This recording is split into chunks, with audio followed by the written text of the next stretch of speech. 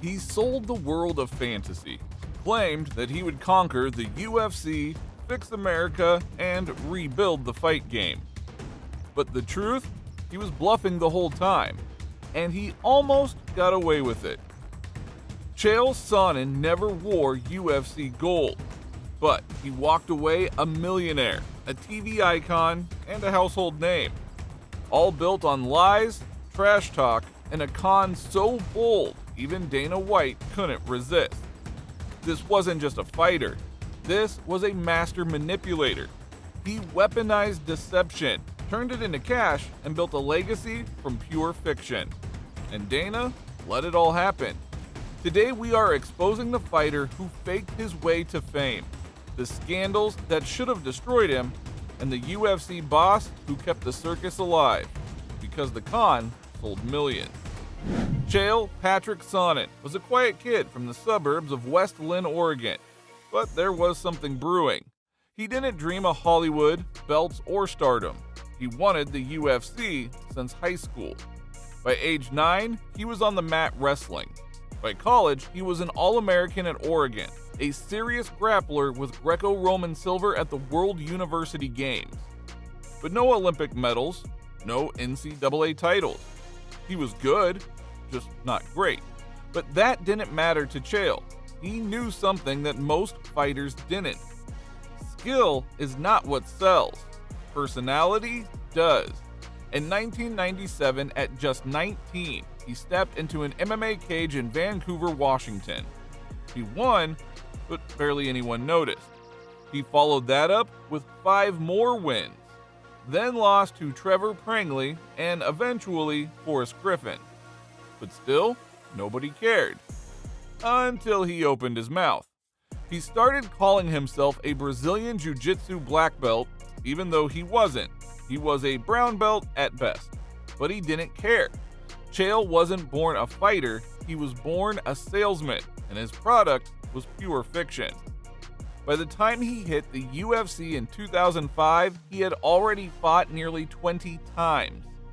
He lost his debut to Renato Babalu Sobral, then submitted again by Jeremy Horn.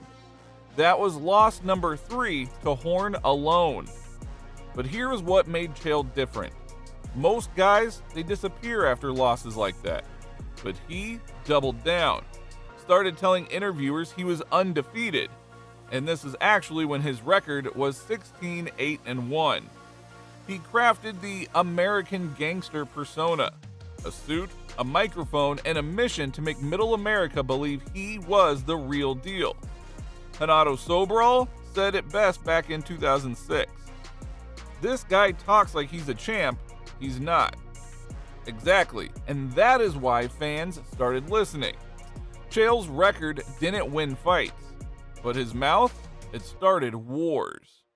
Anderson Silva is easily the most unpopular fighter in this company. There's this dirtbag named Anderson Silva. When Anderson Silva walks into a room, you could hear a rat piss on cotton. 2009 UFC 98. Sonnen comes back to the big leagues, fights Dan Miller on short notice, beats him. That set up the run that changed everything. He starts aiming at Anderson Silva, the champion who barely spoke English, lived in Brazil, and wasn't much of a trash talker. Chael unloaded on him.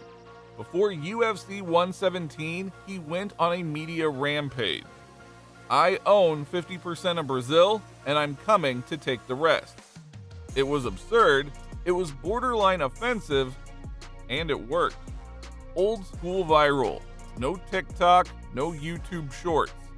Just pure, uncut promos that made you need to see the fight. Before social media booms, Chael went viral the old way, by selling a lie so big you had to watch. Sonnen finally got his date with the champion. August 7th, 2010, UFC 117, Oakland, California. Chael Sonnen versus Anderson Silva for the middleweight title. Nobody gave Chael a shot. Silva was on a 12-fight win streak, untouchable, untouched. Chael had just clawed his way back into the title picture after beating Nate Marquardt, but he wasn't supposed to make it competitive. Then the bell rang. and for 4.5 rounds, Sonnen beat the brakes off of the greatest middleweight of all time. Takedowns, elbows, pressure, trash talk during the fight, and by round 5, Chael was up big on every card. He just needed to survive. With less than 2 minutes left, Silva threw up a triangle. Chael tapped, and just like that, the dream was dead. Or was it? The fight pulled over 600,000 buys, not because people thought that Chael could win, but because they wanted to see if he was crazy enough to try. Chael didn't just fight Silva, he sold the biggest con in UFC history, and 600,000 fans bought in. Also, it helped that Sonnen stayed in character even after the fight when he said, "And the way I thought it worked was that if you tapped, you lost that round. So I thought what they would do is they go to a judge's decision, they go 4 rounds to 1, and we go home and I'd be the new champion." And if anyone had explained to me that that stops the bout in its entirety, I would not have tapped. So really it's been more about just educating yourself on the rules this time around. And It was a complete misunderstanding. but this time, no misunderstanding. Now I get it. I'd never been in a 5-round fight, so it was new. I just didn't know. after UFC 117, Sonnen failed his drug test. TRT abuse. His testosterone was nearly 17 times higher than a normal man. Now that should have been the end, but Dana White wasn't mad. In fact, he praised Chael in interviews. He steps up, he fights anyone, he brings it. Now let that sink in. The guy had just juiced up, lied to the commission, and tapped in a title fight. And Dana's response? He's good for the sport. Why? Because he was also good for business. In 2012, they gave Chael a rematch with Silva. UFC 148, 925,000 buys, the second highest pay-per-view for a middleweight fight at that time. But this time, Anderson didn't take him light and the rematch ended early. Chael dominated the first round, but in the second, he threw a spinning back fist that missed, lost his balance, and Silva crushed him. TKO. Game over. But it didn't matter. Dana saw dollar signs. Chael's con was dangerous, but it was making the UFC rich. After 2 losses to Silva and a drug scandal under his belt, Chael wasn't punished. He was rewarded. In 2013, Dana cast him as coach on The Ultimate Fighter 17, opposite Jon Jones, the youngest champion in UFC history. Sonnen's charisma lit up the screen. He was brilliant when the cameras were on him. That much we had to give him. Funny, sarcastic, obnoxious, in all the right ways. Viewers tuned in every week just to hear what he would say next. Even fans who hated him said, "Chael's a clown, but he's TV gold." In 2011, the con crossed into real life. Sonnen pled guilty to money laundering. He faked a plumbing invoice for $69,000 in a real estate deal. The job was never done. He directed the payout to the buyer and got caught. He testified against the others involved, got fined $10,000 and slapped with a 2-year probation. Fans were stunned. The guy lies in the cage, now he's doing it out of it too? And what did Dana say? It's not fight related. Then came 2014, another drug test. This time, it wasn't just TRT. He popped for HGH, EPO, anastrozole, HCG, which is a cocktail of performance enhancers. He admitted it on live TV. "I cheated. I wanted the edge." And that was during a time when the UFC was under heat. The commission was cracking down on steroids. USADA was about to come in, and here was Chael, a high-profile face, cheating again. Sonnen retired after that failed test. Publicly, on air, just like everything else he did, with a smile and a soundbite. But the drama didn't stop. In 2021, reports surfaced of an alleged wild hotel altercation in Vegas. Multiple witnesses, 5 battery charges. He was never arrested. Later, the charges were dropped, refiled, then reduced. It was messy, confusing, and classic Chael. By now, fans were split. Some said good riddance, he's a disgrace. Others said that he made MMA fun. Dana White said, I always believe that if you had to take the TRT, you're probably too old to be fighting anyway. This is a young man's game. So, the guy has had a great career. He's been fun. He's made a lot of money. He's become very famous. And the way that he has performed in the UFC, he has created a life for himself outside of fighting. Fox loves this guy. Every day we get pitched TV show ideas, and everybody wants Chael Sonnen involved in their TV show. Whenever people call us, looking for a fighter to do a movie, Chael Sonnen is the first guy that pops into everybody's head. Life is looking very good for Chael Sonnen outside of the octagon. By 2016, Sonnen had served his suspension for steroid abuse, walked away from the UFC, and signed with Bellator. He wasn't fighting the best anymore, but that didn't matter. Fans still watched, the media still called, promoters still offered checks. But here's the kicker. Dana White never truly cut ties. They stayed friendly, talked business, and by 2018, Dana had brought him back. Not to fight, but to analyze the fights. Sonnen became an ESPN personality. He was breaking down cards and coaching up the next generation.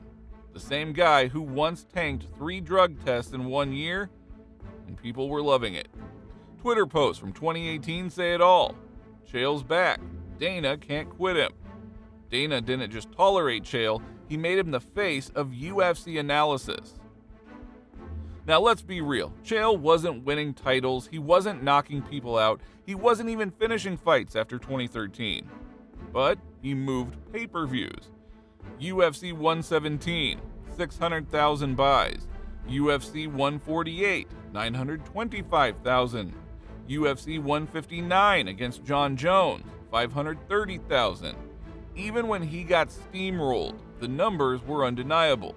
Dana knew what he was doing. Chael sold conflict. He sold controversy. He sold you a reason to care. And this became a pattern. Years later, the UFC gave second chances to fighters with baggage. Colby, McGregor, even Jones. But Chael got more than a second chance. He got a platform. Fast forward to 2025, Sonnen isn't just a retired fighter. He is a content machine. His podcast, Good Guy, Bad Guy, is pulling big numbers. His YouTube channel is a go-to for MMA news, fight breakdowns, and wild opinions. He has racked up 800,000 plus followers on X. Even Dana is still giving him love. So here's the question. Did Dana fall for the con, or did he bankroll it? Because when you look at fighters like Colby Covington, Sean Strickland, and early Conor McGregor, you see the echoes. The blueprint was written by a man who faked everything, except the part about wanting your attention. Chael's lies built a legacy. But did Dana's love for the con birth the WWE-ification of MMA? What happens when the boss sees the bluff and decides to bankroll it anyway? Here's the thing about Chael Sonnen. He didn't leave people in the middle. You either loved the guy for making the fight game fun again, or you hated him for dragging it through the mud. Fans on X still argue about it. He got caught for cheating, but he was entertaining. And that's the dilemma. He never won a UFC title, never knocked out a top 5 fighter in his prime, never became world champion in any of the major organizations. But he became famous anyway. Famous for selling a version of himself that wasn't always real, but was always watchable. Chael paid a price for his con. But the fans, they paid for the show. After Chael, MMA changed. Trash talk became expected. Persona became just as important as performance. McGregor went global, not just because of his left hand, but because he talked his way into millions. Colby Covington, pure heel act. And he's the first to admit he modeled it after Chael. But there's another side to this. After Chael's steroid scandals, commission started cracking down hard. The UFC brought in USADA in 2015. TRT got banned, suspensions got harsher. The sport got cleaner, but it also got louder. Today, fighters are pushing personas harder than ever. Fights are sold on beef, not rankings. Chael didn't just con the UFC, he changed it forever, for better or worse. Now let's run the numbers. Chael Sonnen's record, 31 wins, 17 losses, 1 draw. Championships? None in the UFC. 0 belts that fans count. And yet, he may have sold more than 300 million pay-per-views in the 6 pay-per-views he either headlined or co-headlined. That is still unprecedented for a man who never held a strap. And that's not an accident. In 2010, he tried to run for public office. In 2016, he started a submission grappling promotion. By 2025, he has built a podcast empire and media career that most fighters would kill for. He made trash talk a business model. He turned the pre-fight interview into a performance. And whether you admit it or not, you watched. In 2024, something unexpected happened. At UFC 300, the company inducted Chael vs. Anderson Silva 1 into the UFC Hall of Fame fight wing. Ladies and gentlemen, please join me in congratulating the newly minted UFC Hall of Famer Chael P. Sonnen, and of course, one more, Anderson Silva will join him in the UFC's Hall of Fame induction class of 2020. The bout that defined him, the moment he nearly shocked the world. And Sonnen was there to accept it, front and center. I really came here to remind you of one thing. Hard times don't last. Dreams do come true. Bad times don't last, but bad guys do.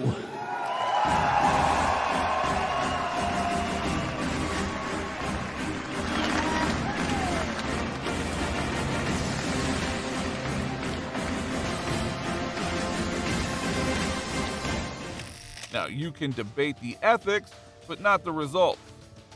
Here's the truth. Chael Sonnen never needed a belt to matter. He understood the game, he bent it to his will, and he dragged the UFC into a new era, kicking, screaming, and counting cash. He's not in the GOAT conversation, he's not on anyone's pound-for-pound list. But ask any young fighter who their blueprint is, they'll mention Chael. He made it okay to talk first and fight second. He proved that you don't need to win, you just need to make people care. Now, Chael wasn't a rogue fighter getting away with it behind the scenes. This was the UFC's loudest liar operating with the lights on and the boss nodding in approval. Chael lied about being undefeated, about being a black belt, about TRT approvals. He built fights on fiction, cheated drug tests, gamed the system, and dodged consequences. And every time the story should have ended, Dana gave him a mic. He made millions off the act. So did the UFC. And after all the scandals, arrests, fake retirements, and legal drama, Chael still walked into the Hall of Fame with a grin on his face. He still sits behind the ESPN desk. He still gets Dana's stamp of respect. If you look at it, Chael played the UFC like a true businessman, making millions along the way. Now that's not a redemption arc, that's a business strategy, because Chael's problems weren't just tolerated, they were incentivized.